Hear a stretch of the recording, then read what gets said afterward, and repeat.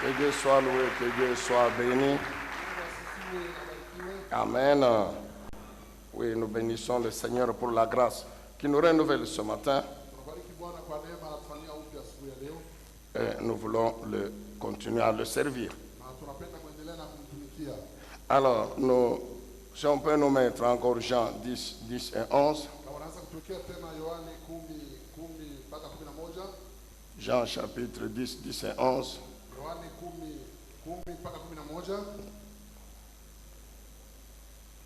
Le voleur ne vient que pour voler, égorger, détruire. Moi, je suis venu afin que les brebis aient la vie et qu'elles l'aient en abondance. Je suis le bon berger. Le bon berger donne sa vie pour ses brebis. Amen. Est-ce qu'on peut acclamer le Seigneur pour cette parole? Si notre voix est un peu rauque, vous allez nous excuser, on est un peu enrhumé, grippé, il n'y a pas de problème. Le Seigneur va nous aider. Amen. Bien-aimé, la vie du bon berger, c'est une vie qui est en elle-même bénie abondamment.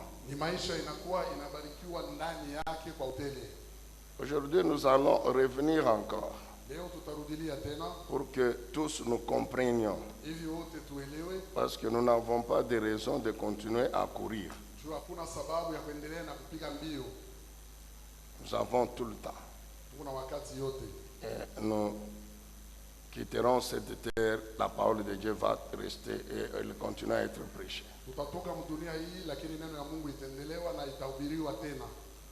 Donc la vie du bon berger,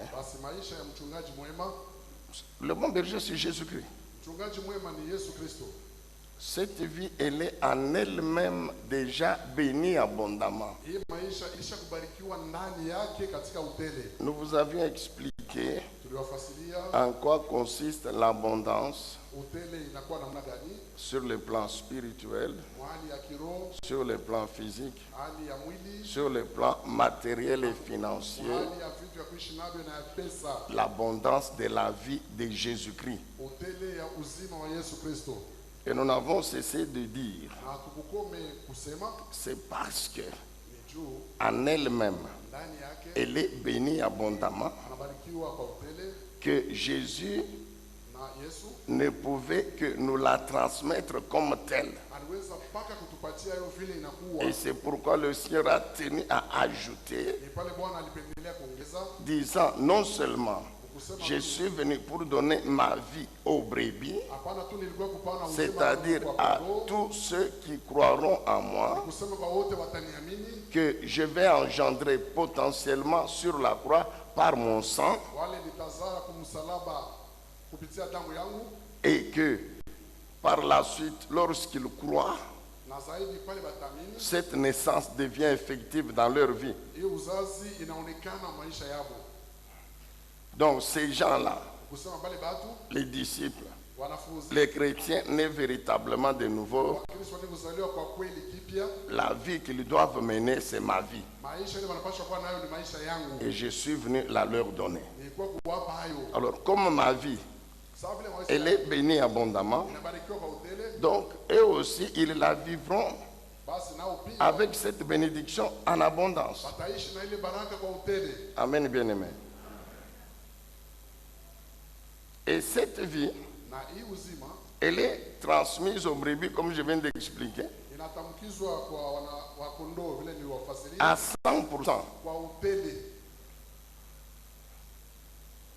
Telle que la vie du bon berger a été sur cette terre. C'est comme ça qu'il veut que nous la vivions étant encore sur la terre. Afin que, après la vie sur la terre, de même que lui-même est maintenant au ciel, continuer à vivre, de même nous aussi, nous les rejoignons au ciel et continuons à vivre. Est-ce que vous comprenez bien, mesdames?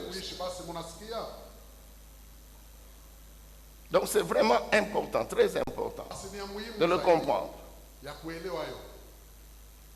Ensuite, nous avons dit ceci, que pour que les chrétiens vivent effectivement cette vie du bon berger. baishi kwa kweli hii uzima ya mchungaji mwema. Ce n'est pas seulement en disant Amen. Haina tu kwa kusema amina. On dit Amen. Tunasema amina. Quand on lit, Kama tunasoma, nous disons Amen. tunasema amina. Mais après, Sasa kisha maintenant, il y a quelque chose à faire kunakuwa kitu cha kufanya pour que cette vie soit effective. hivi hii uzima wala maisha ionekane ndani yetu. Et c'est pourquoi nous avons parlé du travail. Ni pale tulizungumzia kuhusu kazi. Donc il y a un travail à faire. Tunasema kuko kazi ya kufanya.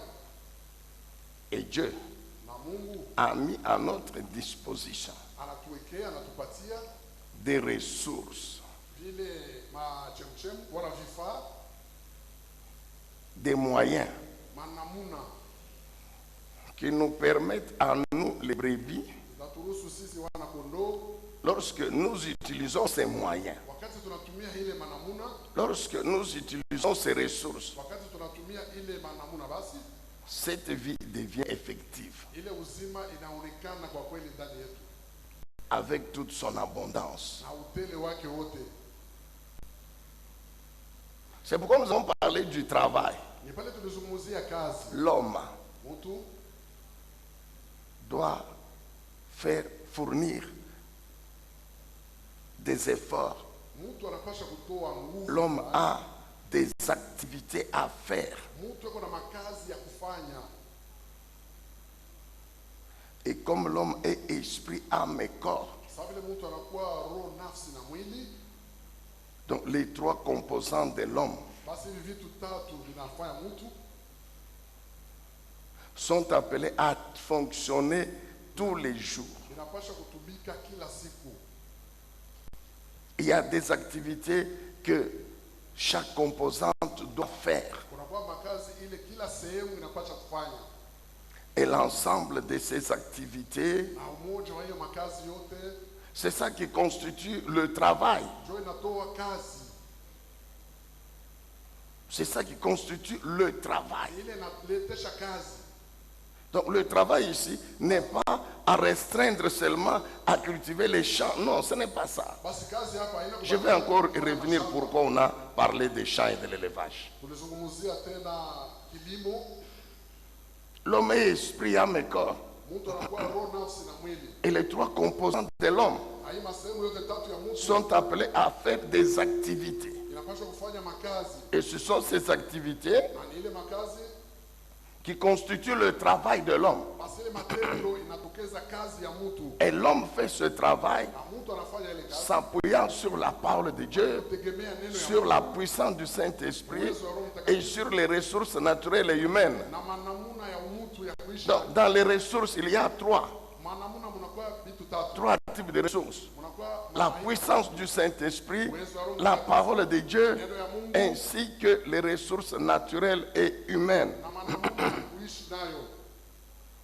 L'Esprit, Roho quand il doit faire ses activités, wakati anapaswa kufanya kazi s'appuie sur ces trois ressources. anategemea vitu tatu. L'âme, quand il doit faire ses activités, Kama anapaswa kufanya s'appuie sur ces trois ressources. anategemea vitu tatu. Le corps, quand il doit faire ses activités, s'appuie sur ces trois ressources. Inategemea vitu tatu. Donc le travail, c'est l'ensemble de toutes les activités de l'homme, esprit, âme et corps. Kazi ni ujumla wa matendo ya roho, nafsi na mwili. Est-ce qu'on peut dire encore Amen, bien-aimé dans le Seigneur? Nous avons dit que parmi les ressources naturelles, il y a, bien sûr, celle-là que nous avons parlé de la terre. Katika namuna ya kuishi na Mungu, vitu vile tulitaya inakuwa udongo. La terre, c'est, je vous ai expliqué, le sol que l'homme doit utiliser pour cultiver Ulongo kule mtu anapasha kulima ou bien pour faire l'élevage en se servant de l'herbe qui pousse du sol. wala fanya kilimo wala kivuko kupitia ile majani. Puis vous avez le sous-sol où il y a maintenant l'or, l'argent, le diamant, etc. Chini ya ulongo mnakuwa dhahabu, pesa na bingine. Puis il y a la pluie, l'eau. Unakuwa vua maji. Même le soleil, c'est une ressource naturelle. Hata jua inasaidia na wewe kumaisha. Parce que les plantes ont besoin aussi du soleil, vile tunaotesha de la wala chaleur du soleil miti qui vient du soleil. inahitajia kivukutu ya jua. Puis vous avez les ressources humaines, Inakuwa na manamna ya kuishi nayo ya kimutu, ce sont les capacités, inakuwa mawezaji, ce sont les facultés, inakuwa ce mawezaji, sont les aptitudes, inakuwa ce utayari, sont les talents, les dons inakuwa kujua matalanta wala mazawadi, que nous trouvons dans l'esprit, l'âme et le corps. inakuwa ndani ya roho, nafsi na mwili. Donc l'homme s'appuie sur tout ça Basi mtu anategemea vivitu yote pour faire son travail. juu ya kufanya kazi yake. C'est ici que d'une manière encore beaucoup plus spécifique, Namna moja ya upekee zaidi nous avons dit que le travail de l'esprit conduit, tulisema les kazi, activités de l'esprit conduisent au travail spirituel, makazi ya roho inapeleka kukazi ya kiroho, les activités de l'âme, c'est le travail mental de l'âme, matendo ou ya intellectuel, nafsi inakuwa ya akili, et le travail physique du corps, c'est le travail physique, na mwili fournit inaleta à nguvu toutes ile les mtu. activités que nous faisons avec le corps, Makazi yote tunafanya utilisant les kupitia, organes du corps. kupitia mwili na viungo vya mwili. Et nous avons dit ceci. Na nilisema hivi, Comme il est difficile de séparer les trois composantes, sawa vile inakuwa kigumu kusawanisha hii mabitu tatu, il est difficile de mettre une barrière entre leurs activités. haiwezekani kuweka mipaka kati ya matendo yake. Pourquoi on a utilisé le terme de concomitant? Ni pale tulisema ile ujumla, Quand l'esprit travaille, l'esprit a besoin de l'âme et du corps. wakati roho inatumika inahitajia mwili, Quand l'âme travaille, l'âme a besoin du corps et de l'esprit. nafsi inahitajia roho na mwili. Lorsque je suis en train de méditer la parole de Dieu, Wakati natafakari neno ya Mungu, c'est vrai, c'est une activité principalement avec mon esprit. kweli ni kazi inatokana na roho Mais yangu, mon esprit s'appuie sur mon âme parce qu'il a besoin de l'intelligence pour comprendre aussi inategemea nafsi juu ya, inahitajia akili juu ya kuelewa et pour retenir. na juu ya kushika. L'esprit, la parole qu'il a entendue, qu'il a lue, qu'il a écoutée, qu'il a compris, l'esprit met cette parole dans la mémoire du cerveau. Roho inaweka ile neno bile tulisikia, inaweka mwakili mbongo ya mtu. Donc l'esprit s'appuie sur le corps. Basi roho inategemea mwili. Maintenant là, Sasa la parole de Dieu que vous écoutez, mais c'est avec les oreilles de votre corps. na masikio ya mwili yenu, C'est destiné à votre esprit, c'est vrai. Mais l'esprit reçoit cette parole par les oreilles. Si vous fermez les oreilles, vous n'entendez rien. kama unafunga masikio hautasikia kitu.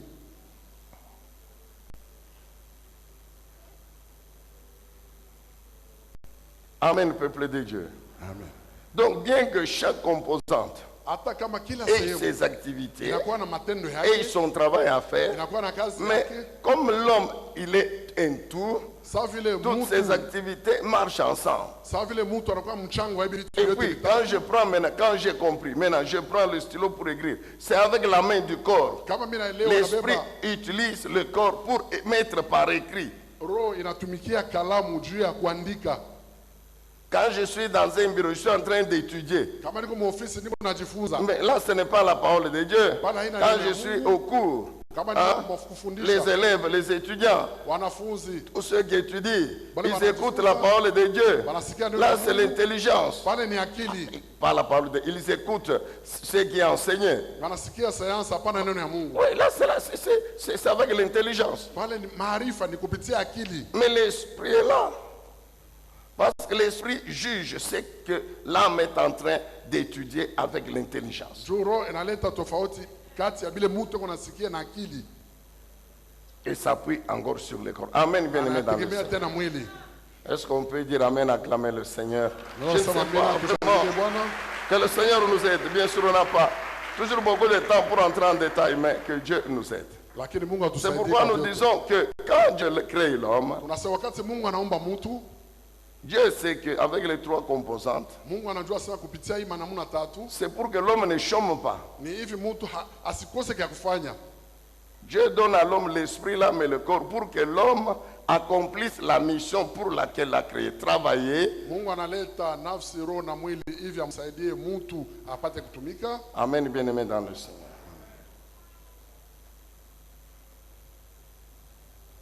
Il y a une question qui est posée ces derniers temps. Kunakuwa ulizo moya inaulizwa hii siku ya mwisho hii. Est-ce qu'il n'y a que les champs comme travail? Basi kazi inakuwa paka mashamba. Mais je crois que avec ce rappel, vous avez compris que le travail n'est pas seulement cultiver et élever. Nafikiri ya kwamba na hii ukumbusho mnaelewa kama kazi haina paka kilimo na kuvuka. Mais vous vous posez la question, Sasa mnajiuliza, comment il a commencé par ça? Dieu alianzia pale. Oui, j'ai commencé par ça, Nilianzia pa ile, parce que c'est comme ça que Dieu a commencé. njoo vile Mungu naye alianza. Dans le jardin d'Éden, je vous ai dit, Mshamba la Edeni dans niliwaambia, le jardin d'Éden, bustani ya Edeni. Adam n'avait pas construit les routes pour aller où? Adam akufanya mautoroute, Dieu akwenda wapi? Adam n'avait pas à penser à fabriquer l'avion pour qu'il aille où, parce que le seul homme qui était sur la terre, c'était lui. Hakufikiri kutunga ndege, Dieu alipaswa kuvoyager ende wapi? Juu Maintenant, il allait fabriquer l'avion pour aller. Nous savons que le jardin d'Éden, c'est actuellement l'Irak, dans la région là d'Irak. Shamba ya Edeni ile sehemu ya Iraq. Quand on parle des fleuves, le Tigre, oui, desquels l'Euphrate, c'est au niveau de l'Irak. Kama tunazungumzia Efrat na Tigre ni sehemu ya Donc c'était là le jardin d'Éden. njoo kwenye kulikuwa. Maintenant, il allait fabriquer l'avion pour aller en Amérique, il n'y avait encore personne. Alipaswa kutunga En ndege Afrique, il n'y avait personne. mtu. Mwafrika mkwe mtu.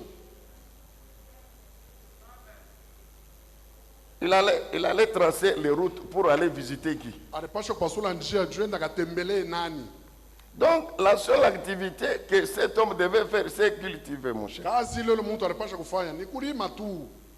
Et pourquoi il devait cultiver? Juu ndini alipaswa tu kulima. C'était pour maintenant reproduire Juu ya les kutokeleza tena espèces de végétaux et des herbes et des arbres majani pour na que miti, sa descendance hivi ne kizazi puisse yake pas manquer la nourriture. isikose chakula. Pour que les hommes qui vont naître de lui Hivi watu et qui watazaliwa vont kutoka habiter yeye, maintenant sur toute la face de la terre. na watakaa hapa pa Mais- dunia mzima. Amen, bien-aimé. Amen. C'est pourquoi, après le déluge, Dieu dit à Noé, je te donne l'herbe qui a la semence. Mungu anamwambia Noa asema nakupatia muti inakuwa na mimea.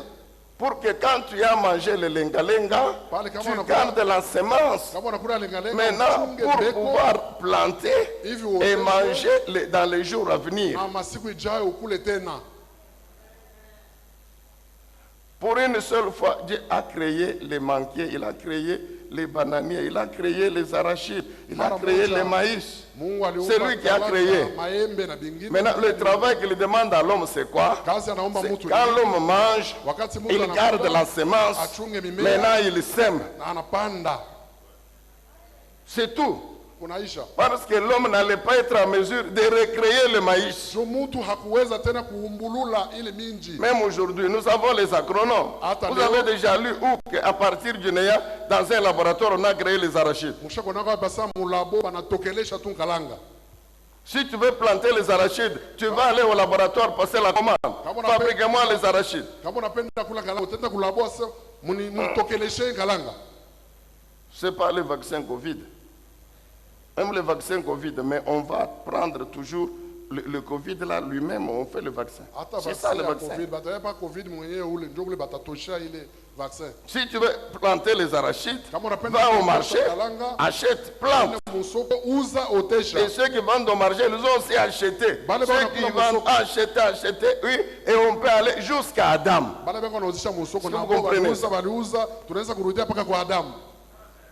Donc, le travail de la terre et de l'élevage était la seule ressource Kazi ya kilimo na kuvuka ou la ndio seule ilikuwa source de la richesse. namna mojawapo ya utajiri. C'est pourquoi vous trouvez cela jusque même quand Israël a quitté l'Égypte. Hata wakati Israeli alitoka Toutes Misri, ces nations à l'époque, là, même les Égyptiens, c'était mainchi l'agriculture et yote, hata l'élevage. Misri ilikuwa ni kilimo na kivuko.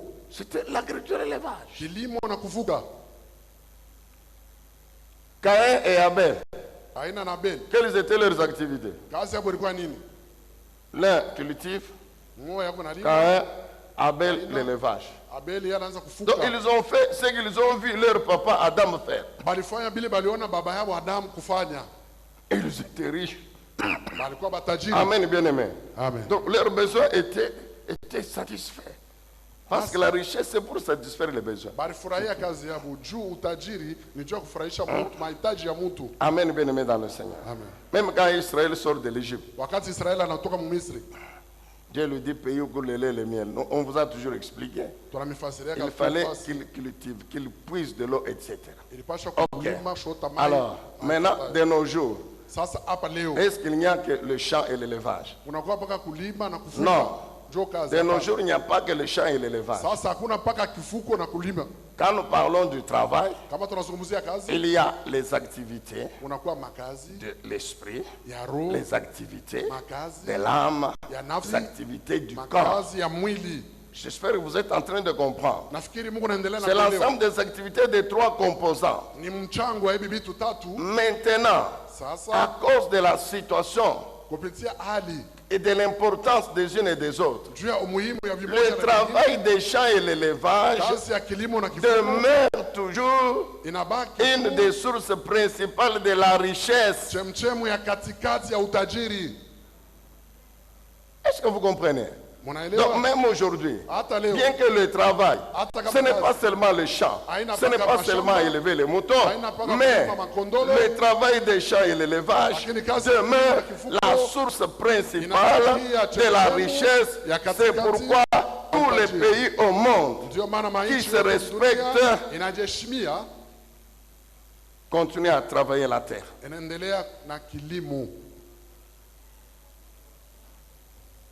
Amen, bien-aimés dans le Seigneur.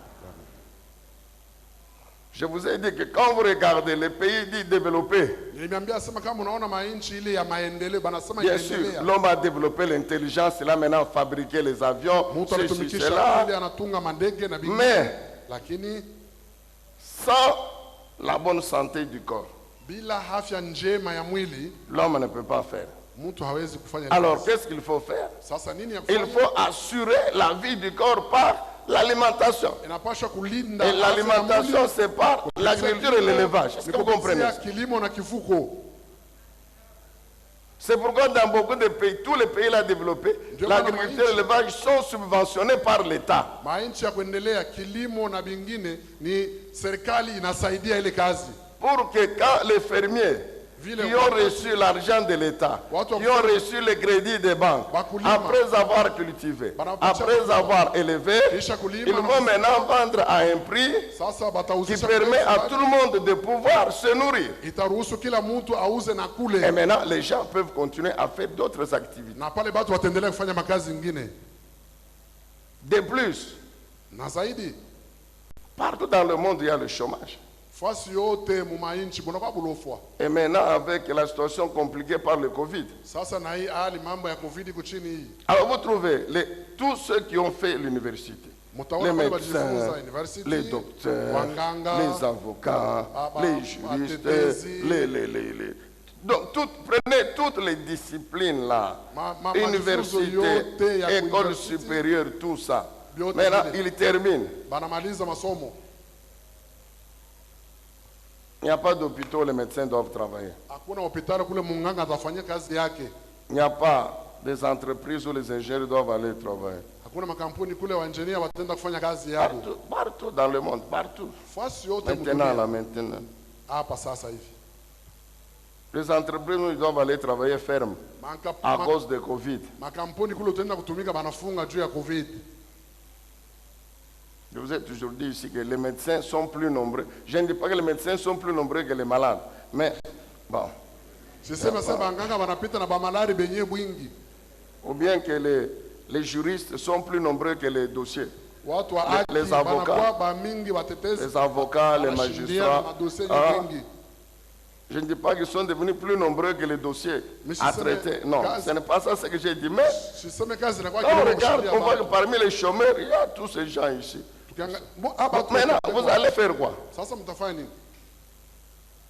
Vous allez faire quoi? Mtafanya Vous avez ce diplôme-là. wewe uko na ile cheti. C'est vrai, vous priez, Seigneur, donne-moi du travail. Seigneur, Naomba mais Mungu baba Ok, tena leta d'accord. kazi. maintenant, parce que Dieu connaît aussi la situation que les entreprises ont fermées, Dieu connaît aussi, Anajua pia sema makampuni nafunga. Mungu anajua ile mambo. Dieu connaît aussi qu'il n'y a pas de dossier. Mungu anajua sema makazi yenye madosi haina yako tena. Bon, maintenant vous allez faire quoi? Sasa mtafanya nini?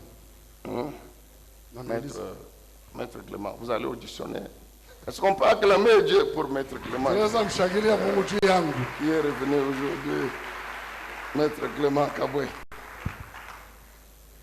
C'est pourquoi quand nous allons vers Dieu pour prier, Ndio maana kama Seigneur, tunakimbilia Mungu juu ya kuomba. toi tu as dit que le travail procure l'abondance. Ouais, le Toi sama tu as kazi dit. inaleta Mais upendo. maintenant, moi, Bon, j'ai ça, dit, c'est- oui, très bien. Mimi huyu. Mais maintenant là, Sasa hapa. mais moi, Mimi. ma terre est toujours là. Ma terre est toujours là. Bulongo bwangu buko paka pale. Ma pluie, toi qui es en train de pleurer là. Wewe unalia ule. Mais ma pluie est en train de te mouiller. Ah, mvula yangu iko na kulobanisha. Est-ce que vous comprenez ça? Unaelewa? Donc Dieu sait que quand il n'y a pas de dossier, quand il n'y a pas d'hôpitaux pour injecter les gens, quand il n'y a pas des entreprises pour s'asseoir, comme il y en a qui disent, moi j'ai fait l'université, moi je ne peux pas toucher là-haut la bêche. Ok, très bien. Dieu sait qu'en attendant les bureaux, Anasema mkuchunga kazi. prends la bêche mon cher, Beba mposho lodo va yangu. même à pied sur la route Kasenga, Wende va ici, là tu peux trouver, Kule là au moins tu peux unaweza trouver. Unaweza pata kwa kazi. En attendant, Mkongojea ile yenyewe uko chunga. est-ce qu'on peut acclamer le Seigneur? Unaweza kufikiria bwana. Sois loué. Que Dieu soit béni. Ok. Alors nous continuons. Tunaendelea. Donc l'homme doit se servir Basi mtu anapaswa kutegemea des ressources que Dieu lui donne. maana muna ile mtu Et Mungu ces ressources anapatia. sont disponibles Na ile tous les mamuna jours. iko wako kila siku. Donc tu n'as pas le droit de faire chômer ton esprit, ton âme et ton corps. Non, non. Hauna na sababu ya Parce que kulofa. les ressources sont là. La puissance du Saint-Esprit est là. La parole de Dieu est là. Les ressources naturelles et humaines sont là. Toi-même, tu es là. Wewe mwenyewe uko hapo. Toi-même, tu es là. Wewe mwenyewe uko Ah, hapo. maman, tu es là toi-même. Wewe mwenyewe uko hapo. Toi-même, Wewe mwenyewe. toi-même, en toi là. Dieu a mis des ressources. Ndani yako Tu as le don. kama namuona unakuwa na mazawadi. Tu as l'intelligence. Toi-même, tu peux réfléchir toi-même. Unaweza kufikiri wewe moya. Donc, toi, tu refuses même de réfléchir. Unakatala hata Je vous ai kufikiria dit kitu que kimoja. parmi les activités de l'âme, Kati il n'y ya a pas makazi que ya les nafsi. études. Il n'y a pas que les études. Hakuna paka Il n'y a majifunzo. pas que le travail Hakuna paka au kazi ya bureau, kuandika. train de dossiers, de signer. Kuweka makashe na vingine. Mais il y a aussi s'arrêter, réfléchir. Kunakuwa wakati mwingine unashimama unekala Réfléchir. hapo unafikiri. Et le temps de réfléchir sur les vies des enfants, mon frère. Ikala kwanza kufikiri maisha ya batoto itakuwa je. Même s'ils sont encore des petits, Ataka bengari batoto baloko. réfléchir, dit l'enfant ici, quand il aura 20 ans, il sera comment? Huyu mtoto Pose-toi la atakuwa na question, miaka mon makumi mawili atakuwa je. Waanze kujiuliza yako vya vile. Toi-même, pose-toi la question. Wewe mwenyewe ujiulize. Maintenant, tu as 30 ans. Tu as 30 ans. Sasa uko na 30 ans. Il ne faut pas commettre l'erreur que nous, on a commise. Nous, quand nous étions jeunes, vraiment. Pana kufanya kosa kusema oh shikale turuku Quand yako. on avait 30 ans, Pale kuna miaka donc, makumi vous matatu. regardez les gens qui ont notre âge aujourd'hui ici. Unaangalia watu wana miaka yetu leo. Bon, de toute façon, c'est encore loin. Wanasema ingari mbali Ah, non, non, c'est encore loin. Donc, difficile Ça, de il y a- s'imaginer qu'un jour va venir où je serai comme le papa ici. Aujue kufikiri asema siku moja atakuwa sawa baba huyu. Difficile, mon frère, de s'arrêter. Ni kigumu kwako kusimama hapo. Non, c'est comme si le papa là, lui, non. Amen, bien aimé. Amen.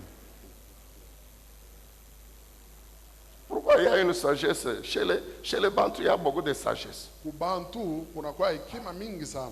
qui disent que ce n'est pas au marché. Inasema haina msoko. La vie n'est pas comme quand on va au marché.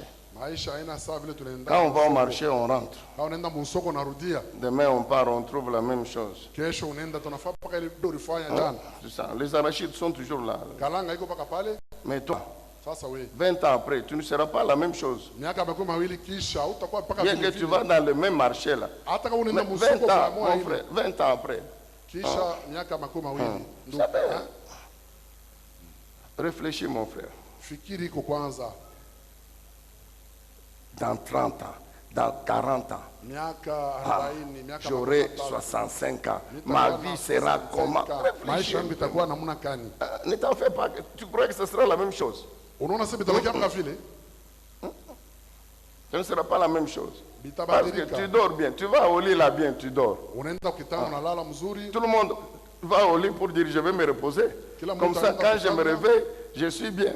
Mais tu dors, tu te réveilles, tu as des douleurs partout. Unalala unalamuka mwili yote hakuna namna. Toi tu es parti bien au dos, au lit. Wewe unaenda kulala mzuri. Mais quand tu te réveilles là, Sasa wakati unalamuka, il y a une douleur ici. Il y a une douleur là-bas. Mon frère, réfléchis. Fikiri ndugu. Ma soeur. Dada. Réfléchis. Fikiri juu ya maisha yako ya kesho. Réfléchissons sur l'avenir. Tufikiri kwa kuishi masiku ijayo. Tu vas arrêter des stratégies. Tu vas Unapanga prendre des décisions. Et ça va te permettre même d'orienter la prière. Itakuruhusu hata kuongoza maombi. Orienter la prière. Kuongoza maombi. Tu t'arrêtes un moment là. J'ai combien de filles? J'en ai 5, j'en ai 6, j'en ai 7. Très bien. Kwanza kuna miaka fulani, wa pili, wa tatu, wa nne. Pego masomo fulani, tout ça bon. Dans 5 ans, bon, oui, atawa déjà j'ai beaucoup moins. On a calculé, on a bombe mon cher. Donc, oui, on pas de hivi tout. Toi, c'est seulement comme ça. Est-ce qu'on peut acclamer Jésus? Tunaweza kushangilia Yesu.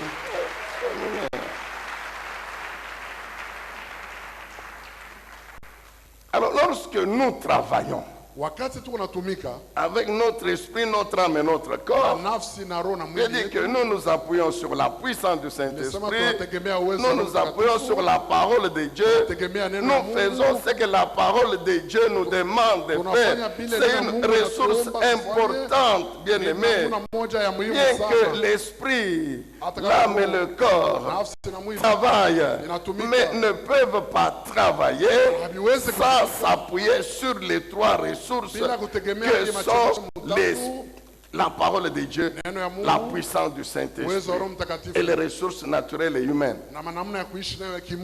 Les 3 composants doivent s'appuyer. C'est important.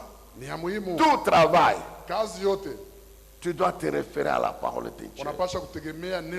Tu dois aller dans la parole de Dieu, chercher les règles. Qu'est-ce que Dieu dit concernant le travail lui-même? Qu'est-ce que Dieu dit concernant le travail de mon esprit, de mon âme, de mon corps?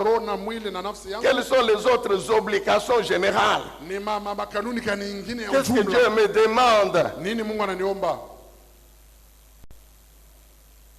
Quand j'ai travaillé, quand j'ai gagné le bien, quand j'ai gagné l'argent, qu'est-ce que Dieu me demande après? Mais Dieu me demande de payer la dîme. Dieu me demande de donner les offrandes. C'est écrit dans sa loi, dans son alliance. Maintenant, lorsque j'ai fait cela, est-ce qu'il y a des conséquences? Oui, il y a les conséquences. Quelles sont ces conséquences? 1.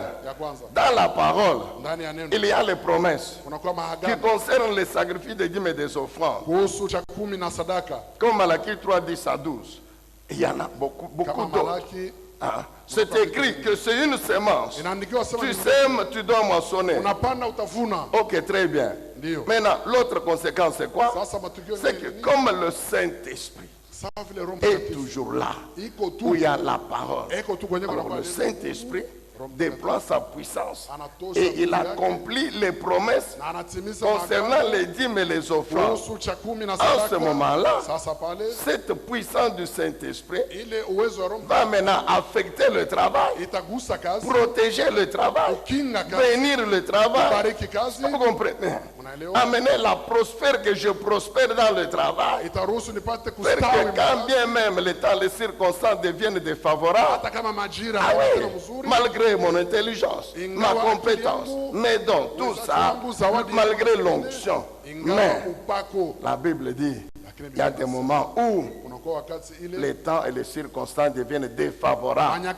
En ce moment-là, je m'appuie sur la puissance du Saint-Esprit et elle transforme la situation. La situation devient favorable et je peux réussir dans mon travail. Je peux vendre là où tout le monde ne vend pas.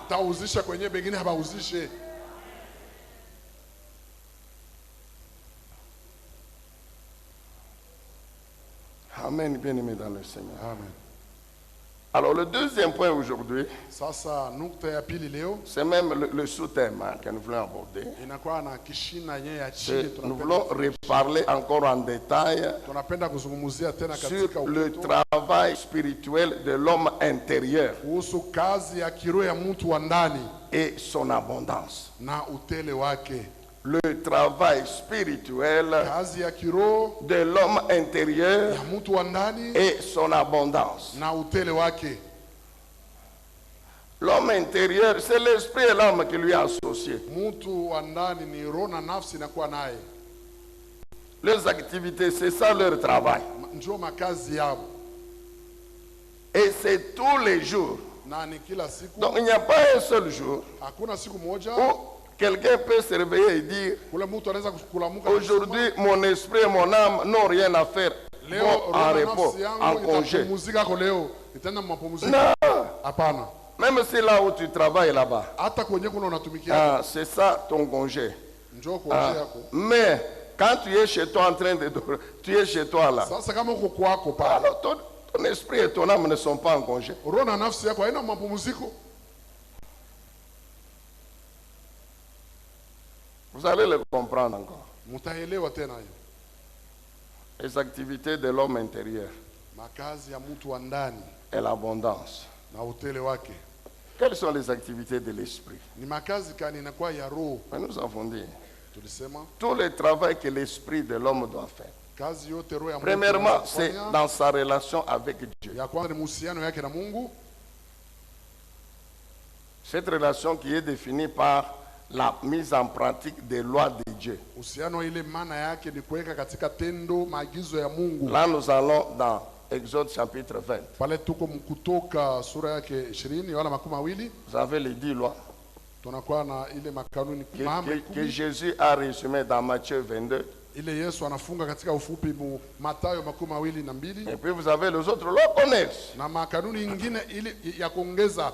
Donc tous les jours, Basi kila siku l'homme spirituel doit obéir aux lois de Dieu. mtu wa kiroho anapaswa kutii Doit kanuni ya aimer Mungu. Dieu Anapenda et doit aimer le Mungu, prochain. anapaswa kupenda jirani.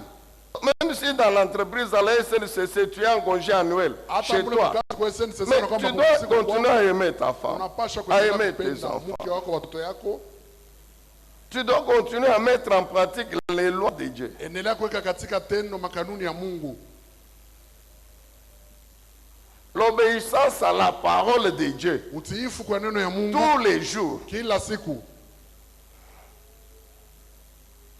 Tous les jours, obéir à la parole de Dieu. Kila siku kutii neno ya Mungu. Les sacrifices spirituels, Ile makazi kujitoa kwa kiroho tous les jours. kila siku. Je vous ai parlé longuement de ces sacrifices Nilizungumzia pendant le sana confinement. mu ile wakati ya confinement. La loi, ce n'est pas seulement quand nous venons au culte. Si Oui, c'est toujours, c'est Si seulement ça les aille dimanches. pas qu'à Oh, on a passer, quoi, je même m'appelle. un peu une heure. Quand on a dépassé, on dit qu'on a exagéré la loi. kama du tunapitia culte. saa moja Oh, le tunasema temps. Vous commencez à regarder aux montres. tout unaanza ça. kuangalia masaa. En semaine, c'est 10-15 minutes ici. Mu wiki ni No. dakika 10-15. Je vous ai expliqué ce que c'est que le sacrifice de louange. Nimeambia Partout, chez moi, partout où je suis appelé à louer Dieu. Sifa, Par des paroles, maabudu, par des nafasi yote cantiques, kule niko. par écouter la louange. Si Kusikia je dois sifa. louer Dieu, Napasha par ma kusifu vie même, c'est maisha une yangu louange yenyewe. à l'éternel. Inapasha kuwa sifa L'adoration, kwa Mungu, maabudu. une adoration en esprit, en vérité, c'est toute la Kuabudu vie. katika roho na katika ukweli ni kila siku. La prière, Maombi. je vous ai expliqué, c'est un sacrifice, la prière, Niliambia très sisi puissant. ni Un matoleo ile sacrifice ya uwezo. spirituel très puissant. Ni toleo Parce ya que uwezo. dans la prière, nous trouvons les autres sacrifices comme la louange, Mnakuwa l'adoration, masabihu les actions de ingine, grâce. Tout c'est kushukuru dans la Mungu, prière. kuabudu, kusifu, vyote ni maombi. L'écoute de la parole de Dieu, Kusikia neno ya comme Mungu. maintenant, la méditation hapa, de la parole, c'est utafakari tous les neno ya jours, mon Mungu, frère. Ni kila siku ndugu. Donc, vous voyez que ces activités Mnaona kwamba hii makazi de l'homme intérieur, ya mtu wa ndani principalement de l'esprit et de l'âme, kwa uketo wa roho qui na s'appuient sur le corps, inategemea mwili. ces activités, c'est tous les jours. Ile makazi ni kila siku. C'est le travail de l'homme intérieur. Ni kazi C'est ya tous mtu les wa jours. ndani, ni kila Donc tu siku. dois te poser la question. Unapaswa kujiuliza kila À siku. la fin de chaque journée, Usiku wote kama qu'est-ce que ton esprit et ton âme ont fait? ulifanya kazi kani, roho na Quelles nafsi ont yako été ilifanya leurs kazi kani. activités? Bali Et ilifanya vous allez makazi voir que kani. ces activités, Utaona sasa ce travail, ile makazi c'est tourné vers Dieu, vers le Seigneur. inaangalia C'est pour Mungu, glorifier ni Dieu. juu ya kutukuza Mungu. Parce que même dans la relation avec le prochain, mais c'est toujours Dieu. Nous voyons Dieu derrière le prochain. Tunaona Dieu est où dans le prochain? nyuma ya ya jirani wako. Pourquoi Jacques dit ceci? Yakobo anasema Vous hivi, dites que vous m'aimez moi, Dieu. Vous aimez Dieu. mnasema mnampenda Mungu, Mais vous haïssez le prochain. sasa unachukia jirani. Vous prétendez aimer Dieu que vous ne voyez pas. Mnafikiri kama mnapenda Mungu ule amuone, Et vous haïssez le prochain que vous voyez. lakini unachukia jirani mwenyewe unamuona. Amen, bien-aimés dans le Seigneur. Amen. Maintenant, lorsque nous faisons ces actes, et je vous ai déjà expliqué que c'était ça la vie de Jésus. Nilishafasiria kwamba njoo ilikuwa maisha ya Bwana Il était Yesu. consacré à obéir à Dieu, Alikuwa mwenye à accomplir kujitayarisha la loi de Dieu kutii et Mungu, à servir Dieu. kutimiza makanuni yake na Servir kumtumikia, Dieu. kutumikia Mungu. C'était ça le bon berger. Njoo ilikuwa mchungaji Et mwema c'est ule. cette vie qu'il veut que nous menions. Na ni ile uzima anapenda tukue Maintenant, quand nayo. nous menons cette Sasa vie-là, kama tunaishi ile maisha, quelle est maintenant l'abondance que nous tirons? sasa utele kani Oh, ile quelle est la tunapata, bénédiction? baraka kani ile Et cette tunapata. bénédiction, elle ne peut être qu'avec en abondance. Ile baraka inapaswa kwa mpaka muutele. Donc, en tous les jours, Basi kama kila notre homme intérieur mtu wetu wa ndani accomplit son devoir, anafanya kanuni yake, fait toutes ses activités. anafanya kazi yake, Tous les jours, kila siku nous devons nous attendre aussi tunapaswa à kuongezea la pia bénédiction en kupata abondance. baraka katika Alors, utele. bien aimé, on peut parler toute une année Tunaweza kuzungumzia sur hii mambo l'abondance mwaka mzima, spirituelle utele wa que kiroho, procure le travail de l'homme intérieur. ile kazi ya mtu wa Mais ndani pour aujourd'hui, anatoa. avant qu'on ne termine, Lakini juu ya leo kama notez Jean 1,12. mwandike Jean Yohane 1, nous commençons par là. 1:12 tunaanzia pale. Jean chapitre 1er, le verset 12. Yohane sura ya kwanza mstari wa 12. Que dit la Bible? Biblia inasema nini? La Bible dit ceci. Biblia Mais inasema, à tous ceux qui l'ont accepté, lakini kwa wote walimpokea, nous savons que lui là, c'est Jésus, tunaamini asema, tunajua kama ule qui ni est Yesu. figuré comme la lumière dans les versets qui précèdent. Mumaandiko ingine anakuwa Donc à nuru. tous ceux qui ont accepté la lumière qui Basi, est Jésus, kwa wote walimpokea à nuru ceux anakuwa qui ont Yesu. cru en son nom, au nom de Jésus la Wote lumière, wanaamini jina yake Yesu nuru, cette lumière ile mwangaza leur a donné le droit inawapa haki ou le pouvoir au mamlaka de devenir enfants de ya Dieu, kuwa watoto wa Mungu. lesquels sont nés Wale non de wanazaliwa la volonté hapana kwa mapenzi de l'homme, ya mtu, par la volonté de Marie, mais sont nés de Dieu. lakini wanazaliwa na Mungu. Et ici, nous savons que c'est la nouvelle naissance. Na hapa tunaona ni kuzaliwa kipya, La naissance à partir de la volonté de l'homme, Kuzaliwa. des parents. C'est la Kuzaliwa naissance kutokea- biologique kuzaliwa na bazazi ni kwa mtoto wa mzazi yako, qui a aussi son importance. inakuwa pia na maana yake. Même si quand Hata kama tu as été conçu, ça a créé, ta conception a créé, a amené la tristesse dans le cœur de tes parents. pale balikuchukua Parce qu'ils ne mimba, t'attendaient ilileta pas. huzuni juu, ilikuwa ni kushutuka, Mais lakini tu es né de nouveau. unazaliwa kipya. Hein? Tu es né de nouveau. Ulisha kuzaliwa mara ya Ça, pili, c'est important. ile ni ya muhimu C'est la sana. nouvelle naissance. Ni Ça, kuzaliwa c'est kipya, l'œuvre du Dieu Tout-Puissant. ile ni kazi ya Mungu C'est Mwenyezi. pourquoi la Bible dit que c'est un pouvoir. Ndio maana Biblia inasema ni uwezo, Et ce pouvoir, bien aimé, na ile il mamlaka mpendwa, n'y a personne hakuna mtu qui peut m'enlever cette identité. anaweza kunitosha ile hali. Est-ce que vous comprenez ça? Unaelewa?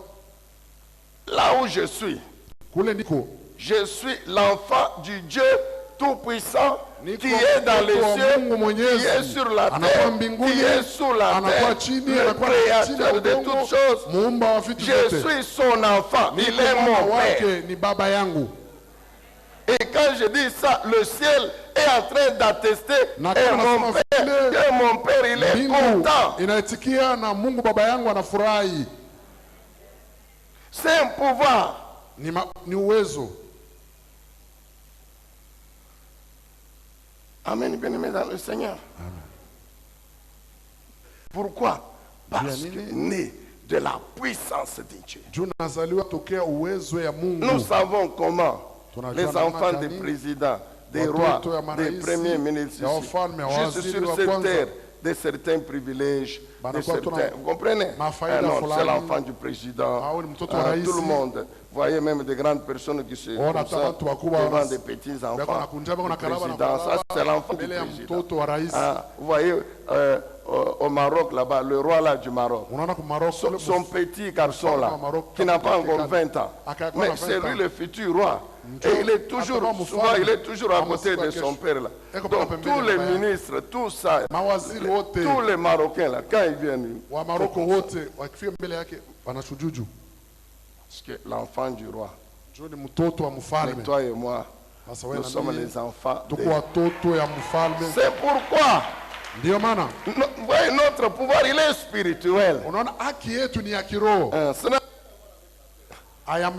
pouvoir, il est spirituel. C'est pourquoi tout genou fléchit devant nous. Par rapport à l'esprit, à la puissance spirituelle. Mais pourquoi tout genou fléchit devant nous? Mais je vous ai déjà expliqué. C'est parce que tout enfant porte le nom de son père. Et notre père, c'est Jésus. Donc, nous, même si je ne m'appelle pas Jésus, mais comme c'est lui qui m'a engendré, donc son nom est sur moi. C'est Jésus, mon père. Et comme il est écrit que dans les cieux, sur la terre, sous la terre, tout genou fléchit devant le nom de Jésus, mon père, le nom que je porte. Donc, tout genou doit fléchir devant moi. C'est ça le pouvoir, mon frère. Et vous pouvez donner une valeur chiffrée à ça. C'est un pouvoir illimité. Bref, donc, ce pouvoir fait que nous devenons enfants de Dieu. Et en tant qu'enfants de Dieu, non seulement nous portons le nom de Dieu, mais nous avons automatiquement sa vie. Eh maman, tes enfants ont ta vie. C'est ton sang qui est dans tes enfants. C'est pourquoi ils te ressemblent. Même des garçons te ressemblent, toi la maman. Oui, mon cher. Pourquoi? C'est ton sang. C'est ton sang. Mon père, mon frère. Allez dire mon frère. Tes filles. Marche comme toi. Or, toi, tu sais comment tu marches. Donc, tu marches comme ça. Maintenant, même tes filles marchent comme toi.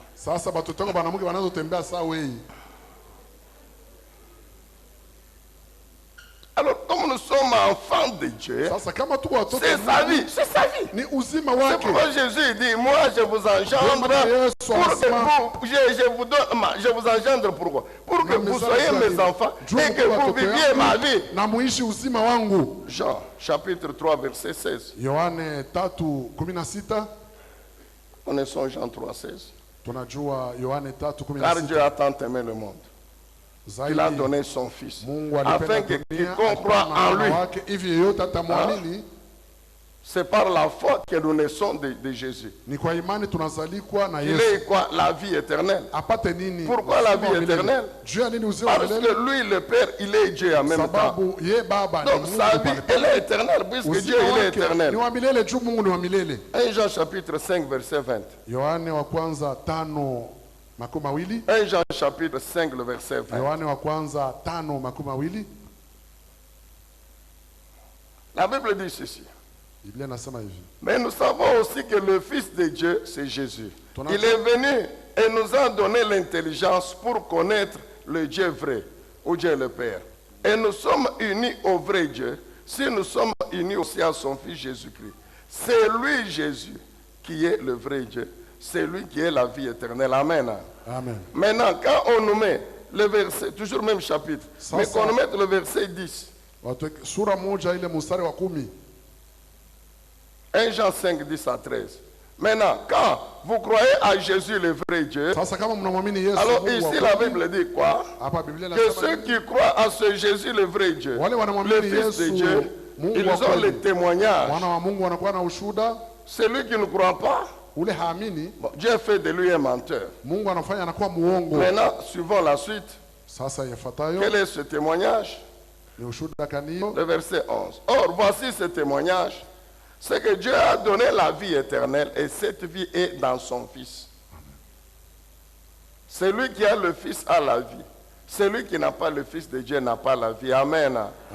Il dit, je vous ai écrit ces choses afin que vous croyez Ilimeandika que vitu juu vous mwamini. avez la vie, vous qui croyez au nom du Fils unique Munakuwa na de Dieu. uzima, wale Est-ce qu'on peut munaamini acclamer mwana wa le pekee Seigneur? wa Mungu. Donc, c'est pourquoi Ndiyo maana la vie que nous menons sur la terre, uzima tuko nayo hapa c'est duniani la vie de Jésus, notre Père, ni uzima wa notre bon Yesu berger. baba yetu, Et après la terre, mchungaji mwema. Na je kisha vous ai dit au début, vile nimemwambia nous katika irons, mwanzo, nous continuerons à vivre avec lui maintenant au ciel. tutaendelea kuishi naye sasa mbinguni. Parce que c'est sa vie que nous menons sur la terre, Juu uzima wake tunaishi pa dunia celle que nous allons continuer à mener au ni ciel. ile tutaendelea nayo kuishi Les enfants mbinguni. de Dieu sont remplis de l'Esprit de Dieu. Watoto ya Mungu wanajazwa na roho ya Mungu, Le Saint-Esprit. Roho C'est Mtakatifu. pas à vous qu'on va prêcher l'importance du Saint-Esprit. Batamhubiri tena leo Ce umuhimu wa n'est Roho pas à vous qu'on va Mtakatifu. encore prêcher ce Aina que mwe signifie tena. 1 Corinthiens chapitre Wanapaswa 3 kufundisha verset 16. Wakorinto wa kwanza 3 mstari wa 16.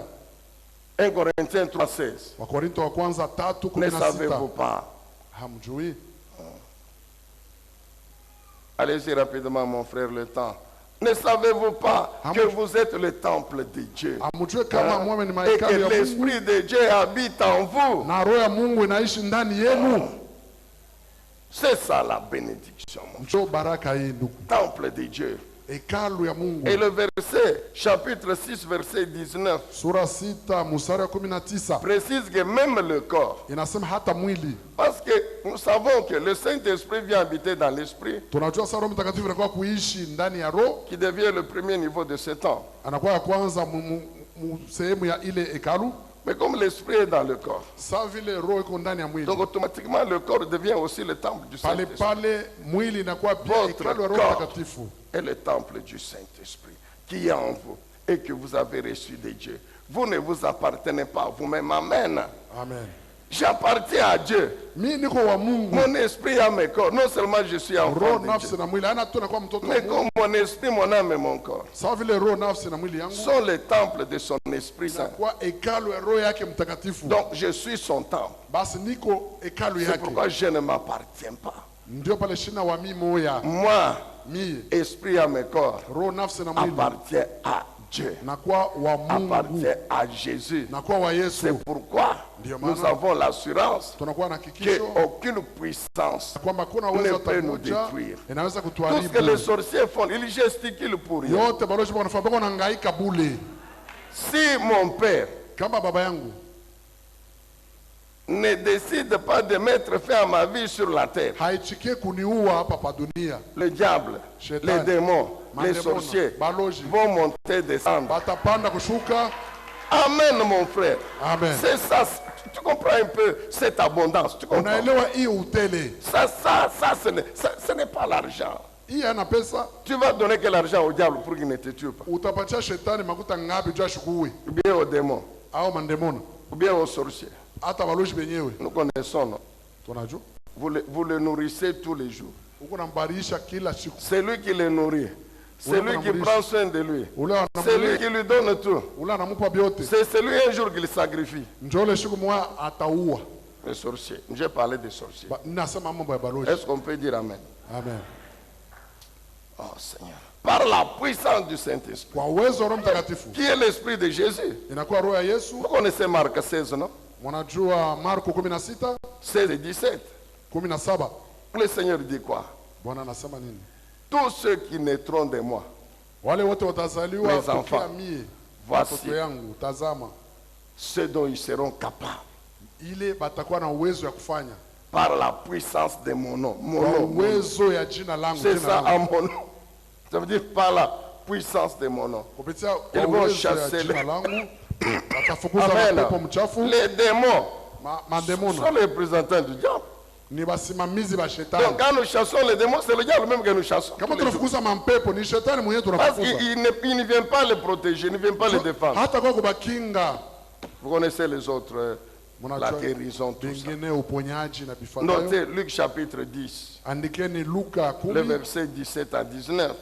17 mpaka Vous 19. connaissez, Mnajua toujours par la puissance du nom de Jésus. kupitia mpaka uwezo wa Jésus jina la dit quoi? Yesu. Marcher Yesu sur anasema, les scorpions, Tatembea marcher sur juu ya les nge, serpents, juu ya marcher nyoka, sur toute la puissance kutembea qu'il y a. juu ya Vous uwezo comprenez? yote, Sur mnaelewa? toute la puissance de l'ennemi. Juu ya Et rien uwezo ne yote, peut vous adui, détruire. na Bien-aimé, hakuna kile c'est ça kitamharibu. l'abondance, mon Njoo frère. utele C'est hiyo pourquoi mpendwa. tu dois servir Dieu tous les jours. Ndio maana Tu unapaswa dois louer kumtumikia ton Mungu Dieu, kila siku, l'adorer. Tu kumsifu na dois kumwabudu. obéir à sa parole. Unapasha kutii neno yake. Psaume 84.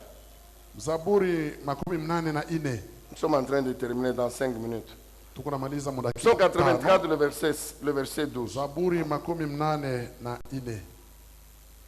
Nous connaissons ce passage. La Bible dit quoi? Biblia inasema, L'Éternel, il est un soleil et un bouclier. C'est Dieu. Un soleil et un wa bouclier. milele anakuwa jua na ngabo. 2. Il donne sa grâce et sa gloire. Ya pili anapana neema na utukufu wake. 3. Ya tatu Il ne refuse aucune bénédiction. hakatalie baraka hata Vous voyez moja. ces choses-là. Munaona bibi, Dieu qui est le soleil, Mungu anakuwa jua, en même temps le bouclier. pale pale anakuwa ngabo yetu. Je me rappelle vous avoir expliqué dans le temps. Nakumbuka zamani Dieu, il donne la grâce. Nous Mungu connaissons ce que anapana peut neema. faire la grâce de Dieu dans la vie. Unajua kazi ya neema ya Mungu. Dieu donne la gloire. Mungu anapana Dieu utukufu. donne la bénédiction. Vous voyez, Anapana baraka. toutes ces choses, Dieu les donne à qui? Hivi vitu vyote Mungu À anapana nani? ceux qui marchent dans l'intégrité. Anapatia Comprenez? anatembea katika usawa. L'intégrité, c'est ça. Basi usawa. Les activités de l'homme intérieur. Ndio yenyewe makazi ya mtu wa Quand vous ndani. les pratiquez tous les jours, Kama mnapiga quand vous katika les tendo faites, kila vous siku, êtes intègre, mon frère. Unakuwa mtu wa sawa Alors, même Mungu. si vous ne dites pas, Seigneur, j'ai besoin de toi, mais Hata lui, il kama est le useme soleil. Mungu Le anakuhitaji. soleil amène la Anakuwa lumière. jua. Il amène la lumière. Anileta Là où il y a la mwangaza. lumière, les ténèbres Na ne kule peuvent kunakuwa pas. mwangaza, giza. Là où il y a la inakimbia. lumière, les ténèbres Kule doivent kunakuwa disparaître. nuru, giza inapaswa C'est pourquoi Jésus kupotea. dit, je suis la lumière du Ndio maana monde. Bwana Yesu anasema nakuwa nuru Celui ya qui croit en dunia. moi, les ténèbres ne détruiront jamais, Wala jamais anaamini sa vie. giza haitaharibu Mais maisha Dieu yake. fait toutes ces choses dans les vies de qui? De ceux qui lui Mungu sont anafanya intègres, vitu vyote de maisha ceux ya qui le nani? servent, Kwa vile de wanakuwa ceux dont msaada, les vies lui sont wale consacrées, mon wanamtumikia. frère.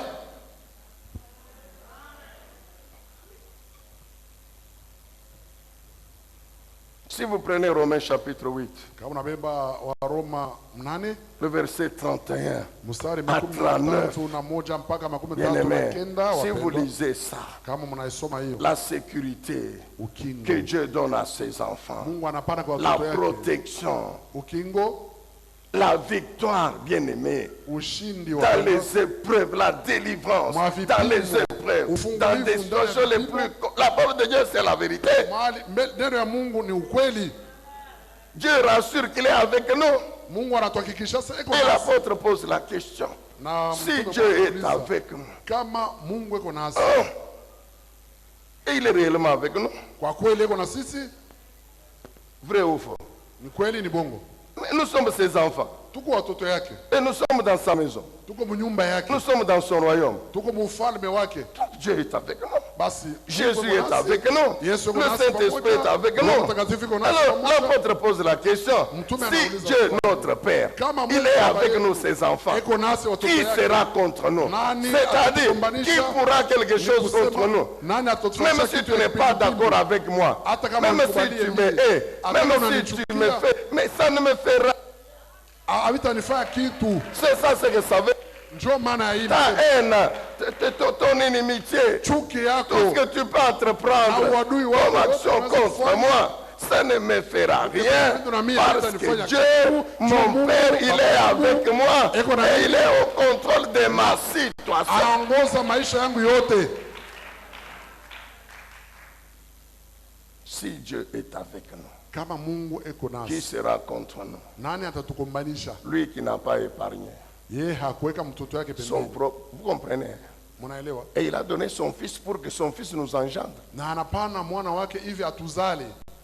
Maintenant, si Dieu pouvait donner Jésus, Sasa kama Mungu aliweza kumtoa Yesu, c'est ça que Dieu avait le plus cher, mon frère. njo ile Mungu alikuwa nayo ya bei Maintenant, zaidi. qu'est-ce que Dieu peut ne pas me donner maintenant? Nini S'il le a Mungu donné anaweza ce qu'il avait le kupima plus cher, tena? c'est ça ce que ça veut dire. Yenye ya muhimu Si Dieu a sana. donné Jésus, Kama alitupa Yesu, maintenant, qu'est-ce qu'il peut maintenant me refuser? sasa atatuima nini?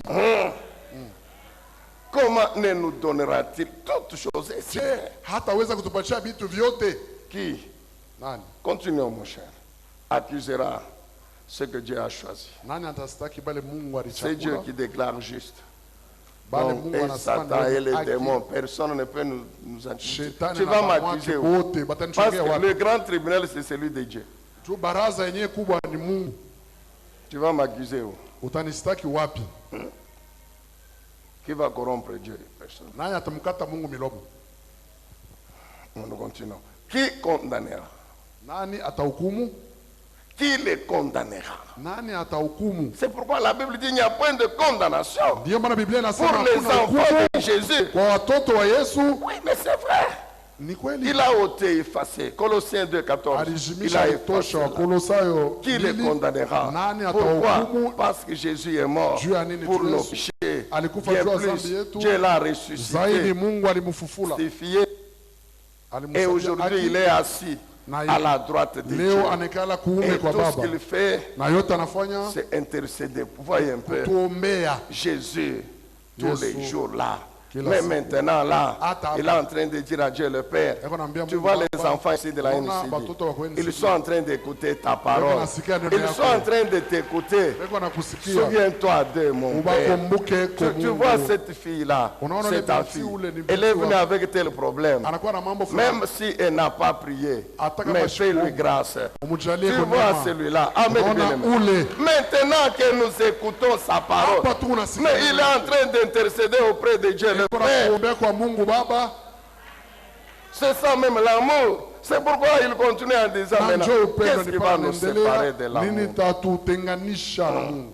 Il donne cette liste que vous connaissez. Analeta Et je daftari vous ai ile déjà mnajua. expliqué, Na même alisha si nous kufasiria. avons faim, Hata même kama si tunakuwa par na moment, njaa. même la mort nous attrape, Hata même si lufu par na mama. moment, les Hata wakati dangers, fulani. les difficultés, Ma les hatari, combats. magumu, Mais cela mavita. n'a rien à voir Sasa vyote avec vile l'amour de Dieu, car havita ce sont chofea des hata mapendo ya situations Mungu. dans lesquelles nous sommes, mais qui sont sous le contrôle du Père. Juu ni majira ile tunakuwamo, lakini Mungu anaongoza C'est vyote. pourquoi David dit tout ça, c'est la Ndio maana vallée. Daudi anasema hiyo yote inakuwa ni bonde. Quand je connais ces situations, comme si je marche dans la vallée. Inakuwa sawa ndiko natembea ndani ya Mais bonde. comme il est avec moi, Sawa vile anakuwa na mon Père, Mungu mon Baba Dieu, yangu, Mungu comme il wangu, est avec moi sawa vile kuna dans la vallée, mbonde. je ne peux pas m'inquiéter outre mesure. Sitafadhaika. Parce que je sais qu'il finira par me faire sortir de Sababu la najua vallée. se mwisho yote Il est atanitosha avec hapo. moi. Eko na mnimie. Donc cette situation finira un jour par prendre fin. Siku moja Oui, hii ma soeur, itamalizika. ça va prendre Ndiyo dada, fin. itamalizika hii magumu. Mon frère, Ndugu la yangu. situation prendra fin. Ile hali Tu itamalizika siku moja. sortiras de la vallée, ne t'en fais Utatoka pas. mbonde, hapana Tu fadhaika. sortiras. Écoute, Sikia. bon, on se tient debout parce que le temps vraiment est passé. On tusimame peut sawa se vile. tenir debout, acclamer Jésus. Tunaweza kusimama tushangilie Bwana. Nous allons continuer. Tutaendelea. Nous allons continuer. Oh. Est-ce qu'on peut acclamer encore? Tunaweza kushangilia tena.